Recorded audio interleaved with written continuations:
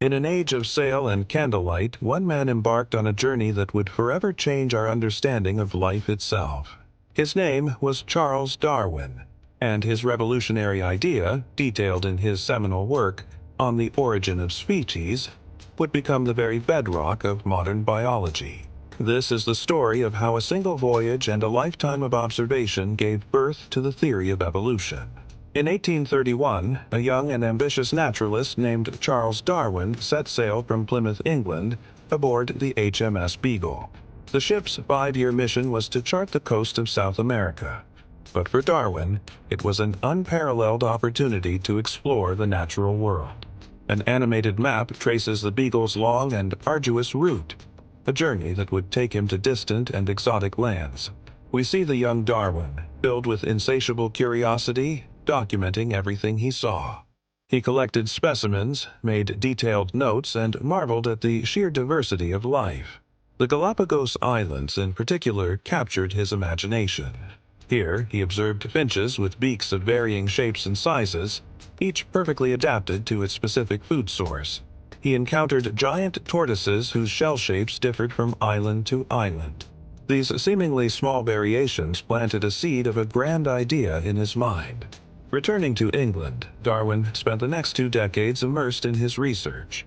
His study became a sanctuary, filled to the brim with books, notes, and the countless specimens he had collected from his voyage. It was in this quiet space that he pieced together the puzzle of his observations. He began to question the long-held belief that species were fixed and unchanging. In one of his notebooks, he sketched a simple branching diagram, his very first tree of life. This revolutionary drawing visualized his nascent idea that all living things were related, branching off from common ancestors over immense spans of time, much like the limbs of a great tree. From this foundation, Darwin developed his groundbreaking mechanism for evolution: natural selection. He proposed that within any population, individuals exhibit a range of traits. A simple animation illustrates this principle, showing how those individuals with traits best suited to their environment are more likely to survive, reproduce, and pass those advantageous traits on to their offspring. This is the essence of survival of the fittest. Consider the peppered moth. In an industrial city with soot-covered trees, darker moths are better camouflaged from predators and thrive, while lighter moths are easily spotted and eaten. In a clean, rural environment, the opposite is true. This simple yet powerful mechanism explained how species could gradually change and adapt over generations. After years of meticulous work, fearing his idea might be scooped by another naturalist, Alfred Russel Wallace, Darwin finally published his masterpiece in 1859. The first print run of On the Origin of Species sold out on the very first day. Its release sent shockwaves through the scientific, religious, and social establishments of Victorian England. The book was met with a storm of reactions.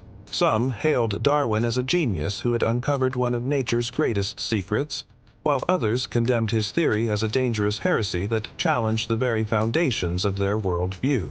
Despite the initial controversy, Darwin's theory of evolution by natural selection has stood the test of time, becoming one of the most well-supported and fundamental theories in all of science. His work laid the groundwork for entire fields of study that were unimaginable in his day. A rapid montage shows us the legacy of his idea: the elegant double helix of DNA that contains the genetic code for all life, the fossil record that provides a tangible history of evolution, and the breathtaking biodiversity of our planet, a direct result of the evolutionary processes he first described. Darwin's journey didn't just change his own life, it transformed our view of our planet and our place within the grand, ever-evolving tapestry of life.